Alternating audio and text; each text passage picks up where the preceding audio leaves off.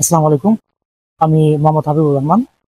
আজকে মেডিকেল স্টুডেন্টের অ্যাডমিশন বিষয়ে কিছু কথা বলতে আসলাম। যে মেডিকেল স্টুডেন্ট যারা মেডিকেলে পড়াশোনা করতেছে রাশিয়াতে, তাদের কিছু ইনফো দেওয়ার চেষ্টা করব। যেহেতু আমি মেডিকেল স্টুডেন্ট, এখন ফোর্থ ইয়ারে আছি। প্রথমত মেডিকেল স্টুডেন্টদের কি কি বিষয়ে প্রশ্ন থাকে? প্রশ্ন হচ্ছে যে আসলে রাশিয়ার মেডিকেলগুলোতে পড়াশোনা করতে গেলে আপনার যোগ্যতা কেমন থাকতে হবে, এবং রাশিয়ার পড়াশোনার মানগুলো কেমন, ওদের প্র্যাকটিক্যাল ঠিক মতো শিখায় কিনা, প্র্যাকটিক্যাল কিভাবে শেখায়, এগুলো প্রশ্নগুলো আছে। কোন মেডিকেল গুলো ভালো হবে, কোন মেডিকেলে যাওয়া ঠিক হবে না। ওভারঅল একটা স্টুডেন্ট আসার পরে সেই স্টুডেন্ট কাজ করে কিছুটা নিজের খরচ নিয়ে তুলতে পারবে কিনা, এই প্রশ্নগুলো নিয়ে হচ্ছে আজকের ভিডিও। আশা করি আপনাদের সকল উত্তর দেওয়ার চেষ্টা করব। তো ফার্স্ট অফ অল আসি যোগ্যতার বিষয়টা নিয়ে। রাশিয়াতে পড়াশোনা করতে যোগ্যতা কি কি লাগে, বা কি কি ডকুমেন্টস লাগবে অ্যাপ্লিকেশন করতে। তো রাশিয়াতে আপনি যদি মেডিকেল পড়াশোনা করতে চান, মূলত প্রথমে বাংলাদেশে মেডিকেল যে অ্যাডমিশন টেস্ট হবে সেটা পাস করতে হবে। এটা পাস করলে তাহলে আপনি Bangladesh medical council, Bangladesh medical and dental council থেকে আপনি হচ্ছে সার্টিফিকেট পাবেন। যে সার্টিফিকেট আপনি আফটার গ্রাজুয়েশন আপনি বাংলাদেশে ব্যাক করবেন, তখন বাংলাদেশে পরীক্ষা দিয়ে আপনার একটা লাইসেন্স নিতে হবে আর কি। যদি আপনি সার্টিফিকেটটা না নেন তাহলে আপনি লাইসেন্স পরীক্ষা দিতে পারবেন না, বাংলাদেশে ডাক্তারি করতে পারবেন না। এই হচ্ছে বিষয়। তো সেক্ষেত্রে আপনার পয়েন্ট কত থাকতে হবে? সেক্ষেত্রে অবশ্যই আপনার পয়েন্ট পরীক্ষা দেওয়ার জন্য 9 থাকতে হবে, এবং পাস মার্ক থাকতে হবে 40। এগুলো ছাড়াও আপনি আসতে পারবেন, বাট বাংলাদেশে আপনি পড়াশোনা শেষে ব্যাক করতে পারবেন না, বাংলাদেশে প্র্যাকটিস করতে পারবেন না। সেক্ষেত্রে আপনার রাশিয়াতে পড়াশোনা করে রাশিয়াতে থাকতে হবে, অথবা ইউরোপ বা আমেরিকা অন্য কোনো কান্ট্রিতে আপনি মুভ হতে হবে। বাংলাদেশে আর পসিবল হবে না। এই হচ্ছে বিষয়। তো এখন রাশিয়াতে যদি আসতে চান, আপনি বিএমডিসি সার্টিফিকেট ছাড়া বা মেডিকেল অ্যাডমিশন যদি পাস না করে থাকেন, সেক্ষেত্রে আপনার সমস্যা নাই। আপনার 3 পয়েন্ট অথবা 4 পয়েন্ট দিয়েও আপনি চলে আসতে পারবেন। আপনি হয়তো এসএসসি এইচএসসি মিলে আপনি 6 পয়েন্ট বা 7 পয়েন্ট থাকলেও আপনি চলে আসতে পারবেন, কোনো সমস্যা হবে না। এই হচ্ছে 1 নম্বর বিষয়। 2 নম্বর বিষয় হচ্ছে যে আপনার এখানে পড়াশোনার মান কেমন। পড়াশোনার মান মেডিকেল ইউনিভার্সিটি গুলোতে পড়াশোনা নিজেরই করতে হয়। পড়াশোনার মান রাশিয়াতে আমি মনে করি যথেষ্ট ভালো আছে। পড়াশোনা কিছু অনেকটাই আপনি নিজের উপর ডিপেন্ড করবে। ইউনিভার্সিটি আপনাকে যথাযথ পড়াশোনার গাইডলাইন করবে, কি কি কিভাবে পড়তে হবে তারা বুঝাই দিবে, তারা পথ দেখাই দিবে। বাট আপনাকে চেষ্টা করে ভালো রেজাল্ট করতে হবে আর কি। ভালোভাবে পড়াশোনা করে ভালো ডাক্তার হতে হবে। ওভারঅল বিষয়টা হচ্ছে যে তারা আপনাকে সবকিছু প্রোভাইড করবে একজন ভালো ডাক্তার হওয়ার জন্য। আপনাকে জাস্ট সেগুলো রিসিভ করতে হবে এবং ঠিকঠাক মতো পড়াশোনা করে নিজের নিজের লাইফটাকে সামনের দিকে আগায় নিতে হবে। এই হচ্ছে বিষয়। এখন তারা প্র্যাকটিক্যাল কিভাবে করায়? প্র্যাকটিক্যাল তারা অনেকে বলে ভাই তারা কি ওই ডেমো দিয়ে হচ্ছে এই প্লাস্টিকের যে বডি গুলো আছে সেগুলো দিয়ে করায়, নাকি আপনাকে অরিজিনাল বডি আছে, অরিজিনাল বডি থেকে হচ্ছে ওরা পড়াশোনাটা দেখায় দেখায় শিখায়। ওদের কাছে অরিজিনাল অর্গানও আছে, অরিজিনাল বডি আছে, আপনি দেখে দেখে সেগুলো নিয়ে পড়তে পারবেন। এবং স্পেশালি আপনি সাপোজ ধরেন যে আপনি হার্টের একটা বিষয় আপনি বুঝতে পারতেছেন না, আপনার একদম অরিজিনাল অর্গানটাই লাগবে, দেখে দেখে পড়বেন। তাহলে আপনি হচ্ছে ওই ইনস্টিটিউটে গিয়ে, ওই ডিপার্টমেন্টে গিয়ে, ধরেন আপনি অ্যানাটমি ডিপার্টমেন্টে গিয়ে আপনি বলবেন যে আমার হার্টটা লাগবে, আমি একটু পড়াশোনা করতে চাই। তো ওরা তখন আপনাকে হার্টটা দিবে এবং কয় ঘন্টা লাগবে আপনার এটা বলে আপনাকে একটা টিকিট দিয়ে দিবে যে আপনি এই ঘন্টার পরে আবার ফেরত দিয়ে যাবেন। ঠিক আছে? এভাবে আপনি দেখে দেখে নিজের মতো করতে পারবেন। আপনাকে সবকিছু ওরা প্রোভাইড করবে।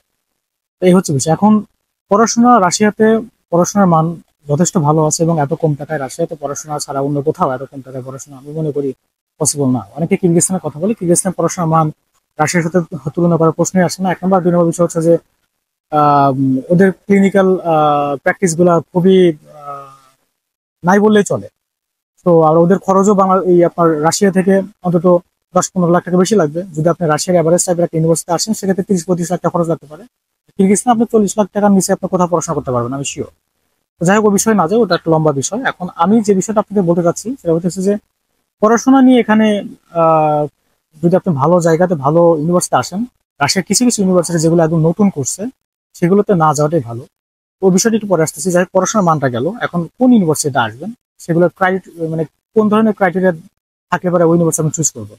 জিনিস আপনি দেখবেন সবার আগে যে ইউনিভার্সিটি আপনি পড়াশোনা করবেন, যা চুজ করবেন, সেই ইউনিভার্সিটির ইন্টারন্যাশনাল ডিপার্টমেন্ট কত বছর আগে ওপেন হয়েছে, ওরা 10 বছর 15 বছর ধরে ওরা হচ্ছে পড়াচ্ছে কিনা, ওরা এক্সপিরিয়েন্স কিনা, কতগুলো ব্যাচ অলরেডি পাস করে বের হয়ে গেছে, এবং ইন্ডিয়ান লাইসেন্স এক্সাম এফএমজি হোক বা বাংলাদেশের বিএমডিসি এক্সাম কেউ পাস করছে কিনা, বা সেখানকার রেশিও কেমন, এই বিষয়গুলো একটু দেখবেন। মেন কথা হচ্ছে যে আপনি কত বছর অলরেডি ওদের 5-6টা ব্যাচ বের হয়ে গেছে কিনা, তাহলে ওদের একটা এক্সপিরিয়েন্স থাকে এবং ওদের বোঝা যাবে যে ওদের পর্যাপ্ত টিচার আছে। ঠিক আছে? যারা নতুন করছে তাদের পর্যাপ্ত টিচার থাকে না, আর দেখা যায় যে ছেলে পেলে রাশিয়ান মিডিয়ামে ইংলিশ মিডিয়ামে ভর্তি হলেও রাশিয়ান মিডিয়ামে পড়াচ্ছে, এরকম অনেক ঘটনা ঘটে। তো আপনারা নতুন ইউনিভার্সিটি গুলোতে না গিয়ে যে ইউনিভার্সিটিগুলোতে হচ্ছে অলরেডি কয়েকটা ব্যাচ পাস করে বের হয়ে গেছে, তাদের রেপুটেশন ভালো এবং ইন্টারন্যাশনাল ডিপার্টমেন্ট পর্যাপ্ত টিচার আছে, তো সেই ইউনিভার্সিটিগুলোতে যাওয়ার চেষ্টা করবেন। তো পাশাপাশি এভারেজ টাইপের খরচের ইউনিভার্সিটিগুলোতে আসাটাই ভালো। তো এক্সপেন্সিভ ইউনিভার্সিটিতে আপনি যখন ধরেন রাশিয়াতে যেগুলো অনেক এক্সপেন্সিভ ইউনিভার্সিটি, যেগুলোতে আপনার 50 লাখ 60 লাখ টাকা লেগে যায়, সেগুলোতে যে ধরনের পড়াশোনা প্রোভাইড করে অনেকটা আপনার এভারেজ টাইপ ইউনিভার্সিটিতে সেম ধরনের পড়াশোনা প্রোভাইড করে। তো সবসময় আপনি দেখবেন যে 30-35 লাখ টাকার মধ্যে যে ইউনিভার্সিটিগুলো আছে সেগুলোতে পড়াশোনা আসার চেষ্টা করবেন। এতে আপনার হয়তো ফ্যামিলির টাকাটাও আপনার হচ্ছে বাঁচলো এবং আমরা তো অধিকাংশ মিডল ক্লাস ফ্যামিলির ছেলে পেলে। এখন আসি যে যারা মেডিকেলে আসে তারা অ্যাকচুয়ালি কাজ করতে পারে কিনা। অনেকে বলে ভাই মেডিকেলে পড়াশোনা করে নাকি কাজ করা যায় না, বা আসলে তো সারাদিন ক্লাস থেকে কখন কাজ করব, বা নিজের খরচ নিজে চালাতে পারবো কিনা। অ্যাকচুয়ালি মেডিকেলে পড়াশোনা করলে কাজ করার সুযোগটা খুবই কম, বিশেষ করে প্রথম 3 বছর। আপনার first year, second year, third year অনেক চাপ থাকে। আপনার সকাল থেকে সন্ধ্যা পর্যন্ত দেখা যায় ক্লাসে ক্লাসে চলে যাবে সময়। তো দেখা যায় আপনার হলিডে ছাড়া এবং আপনার সামারে যে 2 মাস টাইম, এই টাইম ছাড়া আপনার কাজ করার খুব একটা সুযোগ পাবেন না। তো সেক্ষেত্রে প্রথম 3 বছরে আপনার খুব একটা কাজ করার সুযোগ পাবেন না, শুধু সামারের টাইম বাদে এবং হলিডেজ গুলো বাদে। আর fourth year, fifth year, sixth year থেকে আপনি তো হসপিটালে চালু জব করতে পারবেন। আবার তাছাড়া আপনার ফোর্থ ইয়ারের হিউজ একটা মানে কি বলে টাইম থাকে। আপনার ধরেন সকাল 9টায় ক্লাস শুরু হবে, 12:30 একটা শেষ হয়ে যাবে। আর বাদ বাকি সময় ফ্রি থাকেন, রাতে ফ্রি থাকেন। তো এরকম আপনার fourth year, fifth year, sixth ইয়ার অনেকটা ইজি থাকবে, কোনো খুব একটা প্রেশার থাকবে না। তো সেক্ষেত্রে আপনার দেখা যায় যে তখন অনেক অনেক অনেক কাজ করতে পারবেন। ইভেন এটাও পসিবল যে আপনার নিজের খরচ নিজে তুলতে পারবেন তখন fourth year, fifth year, sixth ইয়ার। প্রথম 3 বছর আপনার কাজ করার খুবই সুযোগ হবে না, বাট আপনার নিজের থাকা খাওয়ার খরচ আপনি তুলতে পারবেন first year, second year, third ইয়ারে। কারণ সামারের 2 মাস কাজ করলে দেখা যায় নিজের খরচ, নিজের থাকা খাওয়ার খরচ উঠে, নিজের হাত খরচ সব উঠে যাবে। হ্যাঁ, তো এটা পসিবল। তো এর থেকে বেশি আসলে first year, second year, third ইয়ারে পসিবল না। আর তারা অন্যরকম ছেলে পেলে যারা অনেক কষ্ট করতে পারে, তারা হয়তো বড় জোর 1 সেমিস্টার টাকা ম্যানেজ করতে পারে, এর বেশি কিছু না। অনেকে বলতে পারে যে হয়তো নিজের খরচ নিজে চালানো যায়, মেডিকেলে আসতে পারো, সমস্যা নেই, বাট এগুলো ঠিক না। First year, second year, third ইয়ারে পসিবল না, but fourth year, fifth year, sixth year থেকে লাস্টের 3 বছর নিজের খরচ নিজে তোলা পসিবল। এটা এরকম সময় আছে এবং আমাদের এখানেও অনেক সিনিয়র আছে, আমরা নিজেরাও আছি, আমরাও নিজেরা নিজেদের খরচ তুলি, বাট ফার্স্ট 3 বছর এটা সম্ভব না। যাই হোক, এটা হচ্ছে খরচের বিষয়। তো ওভারঅল আপনার একটা ধারণা আসলো যে আপনার খরচ কেমন হতে পারে এবং কোন ধরনের ইউনিভার্সিটি আসা উচিত, যোগ্যতা কিরকম থাকতে হবে, এই বিষয়গুলো তো আমি ক্লিয়ার করে দিলাম। একটা কথা বিশেষে বলবো যে আপনারা যারা মেডিকেলে পড়াশোনা করতে আসবেন, তারা চেষ্টা করবেন যে বাংলাদেশের বিএমডিসি সার্টিফিকেটটা নিয়ে আসতে। এতে হচ্ছে আপনার রিস্ক থাকবে না, ভয় থাকবে না, ইন ফিউচারে আপনার একটা সিকিউরিটি থাকে আর কি, যে আপনি অন্তত বাংলাদেশে গিয়ে প্র্যাকটিস করতে পারবেন। তো এই বিষয়গুলো মাথায় রাখা উচিত সবাই।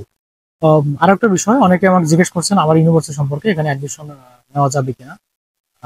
অ্যাকচুয়ালি আমার ইউনিভার্সিটিতে আমি গত 24 সালে অ্যাডমিশন করাইছি অনেকগুলো ছেলে পেলে, বাট 25 সালে অ্যাডমিশন করানো হয়নি, কারণ ওরা ব্যান করে রাখছে। 26 সাল থেকে আবার অ্যাডমিশন করানো যাবে। আমার এই ইউনিভার্সিটির নাম হচ্ছে কেমরু বিশ্বনাথ মেডিকেল ইউনিভার্সিটি। আর এছাড়াও আমার চেচেনে, দাগেস্তানে এবং আরো কয়েকটা ইউনিভার্সিটি আমার স্টুডেন্ট আছে। তো আপনাদের যদি কোনো ইউনিভার্সিটি সম্পর্কে কোনো ইনফরমেশন লাগে তাহলে নক দিতে পারেন, আমি হোয়াটসঅ্যাপ নাম্বার দিয়ে দেবো। তো সবাই ভালো থাকবেন, আল্লাহ হাফেজ।